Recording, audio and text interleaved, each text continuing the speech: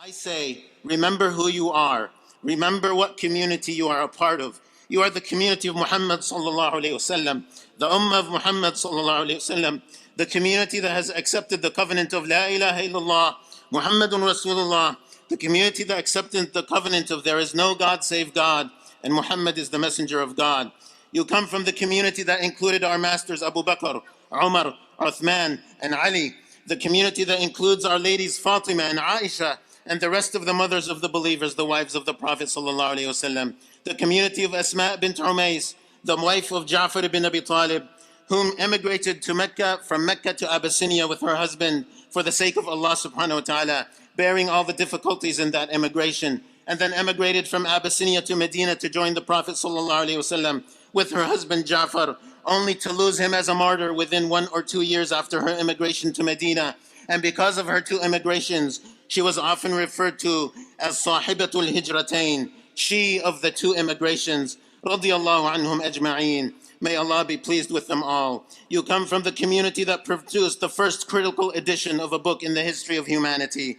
The Mus'haf that we read today is the result of the work of a noble companion, Zayd ibn Thabit, along with a committee of scholars from amongst the companions of the Prophet sallallahu alaihi wasallam, who our master Abu Bakr, when he was caliph to the Prophet sallallahu alaihi wasallam, radiyallahu anh, before this time, the Quran was written in leather parchments, animal shoulder blades, thin rock slates, and on the spines of palm fronds, and was not gathered into a single volume. This committee is the first time ever in the history of humanity that an authenticated book was published by gathering all the written fragments, collecting them, comparing them to each other, checking and double-checking the text for accuracy, and standardizing the spelling of the words.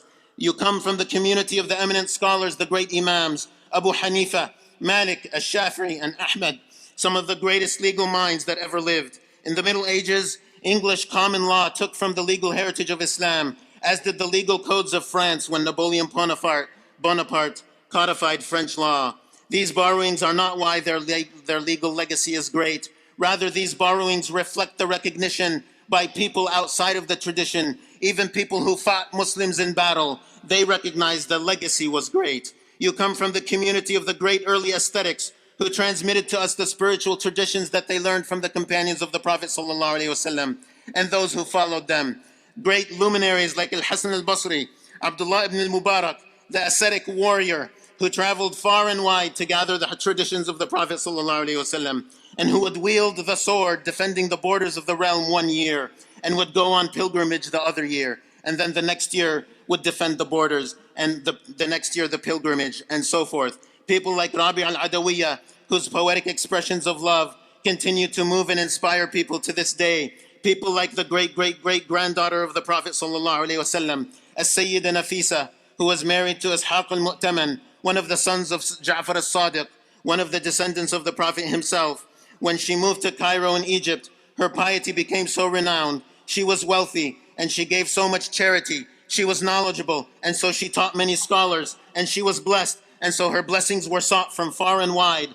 Her piety became so renowned in Egypt that the people would come from far and wide seeking her blessing and her counsel and her help, that she decided to leave Cairo because the attention prevented her from her acts of worship, prevented her from being able to pray. But the governor of Egypt and the people of Egypt beseeched her to stay.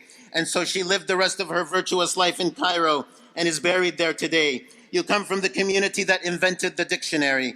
Al-Khalil ibn Ahmad al-Farahidi was born in less than 100 years after the Prophet sallallahu alaihi wasallam. He wrote Kitab al-Ain, the first dictionary of the Arabic language, and probably one of the first dictionaries of any language whatsoever. And by so doing, he contributed to the preservation of the Arabic language so that the Quran and the sayings of the Prophet sallallahu alaihi wasallam in the original Arabic remains understandable to us today. If you want to understand how amazing that is, how unusual that is, we take it for granted that we can understand the Quran, but this is a historical anomaly. If you want to understand how amazing that is, all you have to do is go on YouTube, type in Beowulf Old English, and you will find a video titled The Opening Lines of Beowulf in Old English.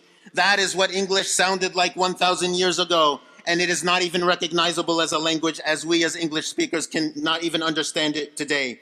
But Arabic has been preserved due to the efforts of Al-Khalil ibn Ahmed al-Farahidi and thousands of other scholars from early times down to our day. And I could go on and on. In fact, I had a much longer list, but I had intended to make the khutbah short, so I will stop with that. However, it is my intention to keep this khutbah short, so I'll stop there. But we do not need to look so far as ancient times. There are examples of wonderful role models within our very own community today, here in the Bay Area. There are many scholars, spiritual lamps, carriers of the Quran, entrepreneurs, and everyday folk who live a righteous life, men and women. I will not begin to mention names, not to embarrass anybody, but many are known, and there are others who are hidden gems. And it is often the hidden ones who are more important than the known ones. Why do I make mention of all of this? Why do I say this? Because I want to remind myself foremost, and I want to remind our youth and the young at heart, that we are a great nation, and it is up to us to decide whether we will live up to the greatness that is our rightful inheritance, or whether we will squander the gifts that Allah subhanahu wa ta'ala has given us, and squander the great examples that were laid before us.